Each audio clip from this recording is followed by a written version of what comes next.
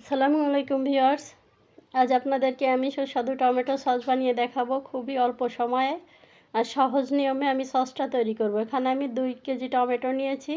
আর এখন টমেটোর season, tomato কিন্তু কম দামে পাওয়া যাবে। আপনারা বাচ্চাদের জন্য বাড়িতে ঘরে তৈরি করে নিন টমেটো। দেখুন, এভাবে টমেটোটা আমি দুভালা করে ভিতরের যে সাদা অংশটা আমি মুখের দিকে ফেলে দিয়েছি, 4 ভালা করে নিয়েছি। এভাবে সবগুলো টমেটো আমি কেটে নিয়েছি। এখন টমেটোগুলো আমি সিদ্ধ করতে দিব। আমি 2টা পেঁয়াজ, 1 ইঞ্চির মতো আদা কুচি করে নিয়েছি, কয়েকটা রসুনের টুকরা নিয়েছি। এগুলো দিয়ে আর কিছুটা গরম মশলা, দারচিনি, এলাচ, লবঙ্গ আর 5-6টা শুকনো মরিচ, এগুলো দিয়ে আমি এখন এটাকে সিদ্ধ করতে বসিয়ে দিব। আমি 1 কাপ মাত্র পানি দিয়েছি, কারণ টমেটোতে পানি ছাড়ে। এখন দেখুন, এটা আমার সিদ্ধ করে নেওয়া হয়ে গিয়েছে। আর দেখুন, কালারটাও কিন্তু অনেক সুন্দর এসেছে। এখন এটাকে আমি একটা ব্লেন্ডারে ব্লেন্ড করে নিব। আমি একটা জগ নিয়েছি, ব্লেন্ডারের জগের ভিতর দিয়ে এটা সবগুলো একসাথে ধরবে না, আমি 2বার দিয়ে এটাকে ব্লেন্ড করে নিব। বন্ধুরা দেখুন, আমি ব্লেন্ড করে নিয়েছি। ব্লেন্ড করে নিয়ে এখন এই যে একটা স্ট্রেনার নিয়েছি, আমি স্ট্রেনারে ঢেলে এটাকে সুন্দরভাবে চেখে নিতে হবে, যেন কোনো রকম লাঞ্চ না থাকে ভিতরে।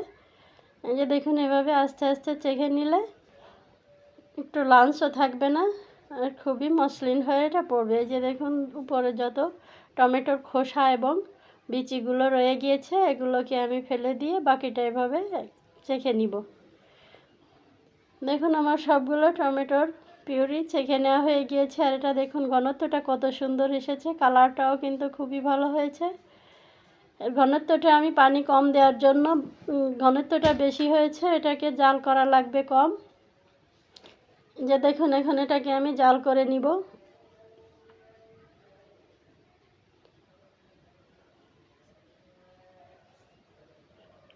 আমি একটা কড়াই নিয়েছি, কড়াইয়ের ভিতর ঢেলে এখানে 2 কেজি টমেটোর সস তৈরি হবে, তার জন্য একটা বড় পাত্র নিয়েছি।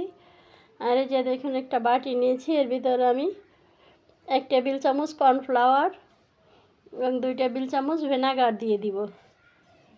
ভিনেগারটা দিলে এটা মিনিমাম 6 মাস ভালো থাকবে। আর যদি আপনারা আরও বেশি দিন রাখতে চান তাহলে ডিপ ফ্রিজে রাখতে হবে। আর নর্মাল ফ্রিজে রাখলে 6 মাস ভালোভাবে এটা খেতে পারবেন। এটাকে আমি সুন্দরভাবে গুলিয়ে নিলাম, আমার আর পানি দেওয়ার প্রয়োজন পড়বে না।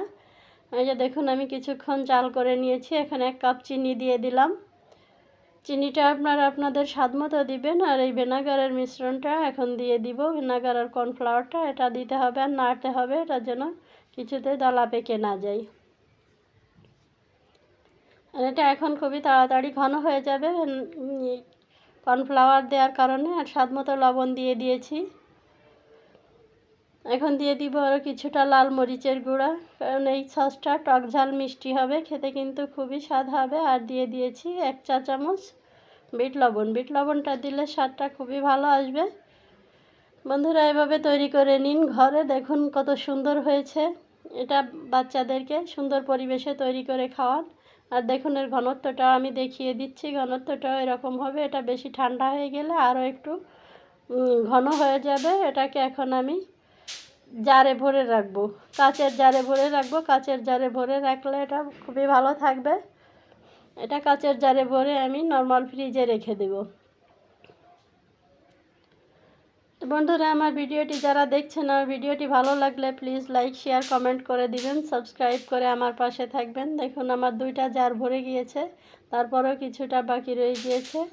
এটা দেখুন, কালারটা কিন্তু খুবই সুন্দর আসছে।